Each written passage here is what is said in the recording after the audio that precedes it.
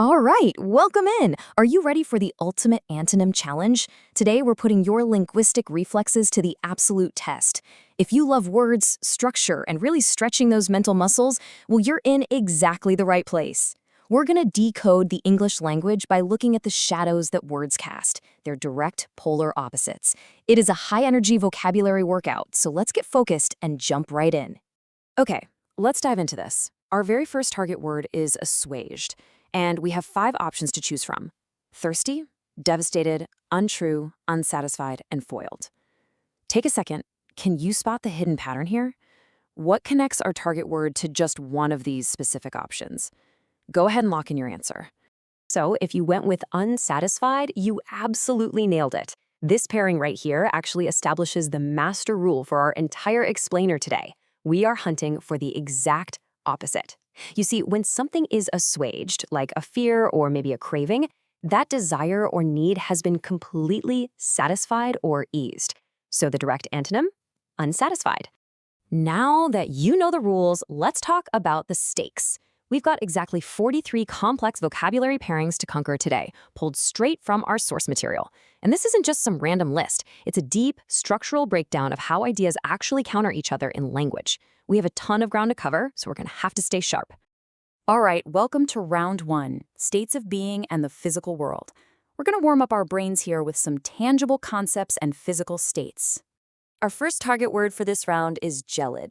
I want you to just trust your gut instincts on this one. I'll give you a split second to lock in your guess. Did you guess warm? Huge congratulations if you did. Gelid literally refers to something that is extremely cold or icy. I mean, it even sounds a little bit like a gelid block of ice, doesn't it? So naturally, warm is its exact opposite, cutting right through those freezing depths. Now, what's really interesting about this next word, halcyon, is that it describes a very specific state of affairs, often looking backward in time. Any guesses on what its opposite might be? The answer is rough. When people talk about halcyon days, they're referring to a time of idyllic peace, calm, and a sort of golden age tranquility.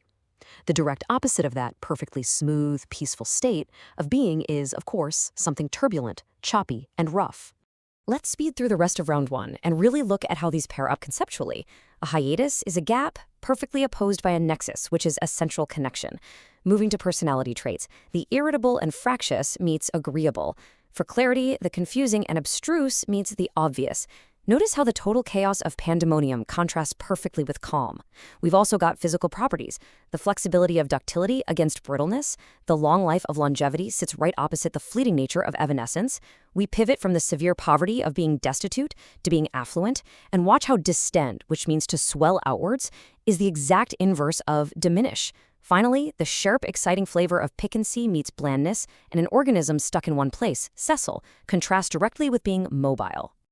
Well, you survived the physical world, so let's step it up. It's time for round 2, actions, reactions, and interactions. We're escalating the challenge, shifting away from physical states and diving into the highly dynamic world of verbs and social dynamics. Here is your next target, eschew. What would be the logical opposite of an action like eschewing? Go ahead, lock it in. The correct answer is welcome. To eschew something means you are deliberately shunning it, abstaining from it, or just avoiding it altogether. So if you're actively avoiding something, the absolute direct opposite action is to roll out the welcome mat and embrace it. Next up, we have adroit. You've totally got this one. Just think about physical coordination or sharp mental movement here. What would the reverse of that look like? The antonym is unskillful. If you are adroit, you possess incredible physical agility or mental dexterity. You're nimble, you're clever, and highly skilled in how you handle situations. Therefore, lacking those traits entirely makes you unskillful. All right, let's rapidly sweep through the remaining actions to lock these in. Notice the power dynamics. Retrench means to cut back, perfectly opposed by augment, which means to add to. A stern warning or admonition is the opposite of providing countenance or approval. We see physical movement, where to flinch is to pull away defensively, whereas to extol is to push praise outward enthusiastically.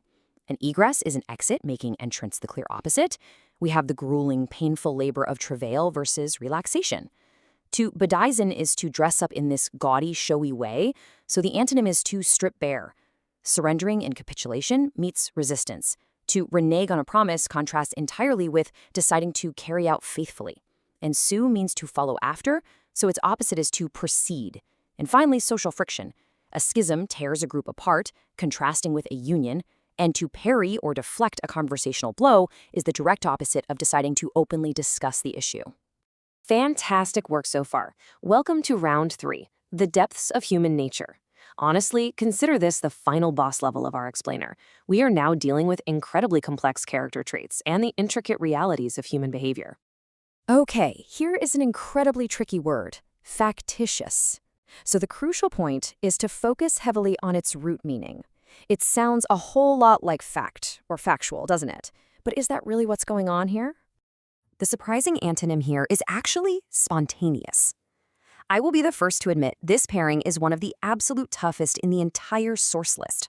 Because of how it sounds, a lot of people initially guess untruthful. But let's break down exactly why spontaneous is the correct answer. And this brilliantly illustrates how the hidden mechanics of language function. Factitious is defined as something artificially created or developed. It's deliberately manufactured rather than naturally formed. Think of it like a forced, factitious smile. Therefore, something occurring entirely naturally without any external forcing, something spontaneous, serves as its absolute perfect opposite. All right, here is our final spotlight question. Solecism. Let's see if you can decipher the opposite of this highly specific noun. The answer is proper usage. A solecism is essentially a massive grammatical mistake, a glaring blunder in speech, or a severe breach of good manners. So ensuring that you engage in proper usage is exactly how you avoid committing one. Let's close out this round with a final look at the extremes of human nature. Look at these emotional contrasts. The deep disgust of repugnance is countered simply and powerfully by love. Being doltish or foolishly slow contrasts with being clever. This next one is fascinating.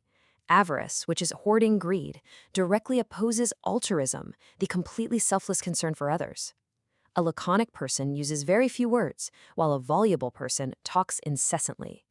A proclivity or natural inclination towards something meets its match in a strong aversion to it. Moving to productivity, fecund, meaning highly fertile, is opposed by being unable to produce. The birth or nascency of a project contrasts with its conclusion. Virile, denoting traditional robust masculine energy, is paired against effeminate. And lastly, a haughty, arrogant, supercilious attitude is the polar opposite of being subservient and overly obedient. Okay, let's take everything we've learned and push through our final sprint. Let's move to our lightning cooldown and see how this all builds together. 6 rapid-fire pairings left to complete our 43-word goal. Ready? Prosaic, which means dull and unimaginative, is the exact opposite of romantic. Indigenous means native to a place, alien means totally foreign. To dissuade is to discourage someone, while to exhort is to urge them on strongly. The warmth and friendship of camaraderie is completely shattered by animosity. A cogent, highly logical, and clear argument easily defeats an unconvincing one. And finally, a soporific is something that puts you right to sleep, whereas an energizer wakes you right up. And we made it! All 43 pairings mastered. So, I leave you with this. Is your vocabulary agile enough to express exactly what you don't mean? It's one thing to know what a word signifies on the surface, but it takes true linguistic agility and deep structural understanding to instantly recognize its shadow. Thank you so much for engaging with the material today. I really hope this structured mental workout leaves you eager to test your newly sharpened reflexes out in the wild.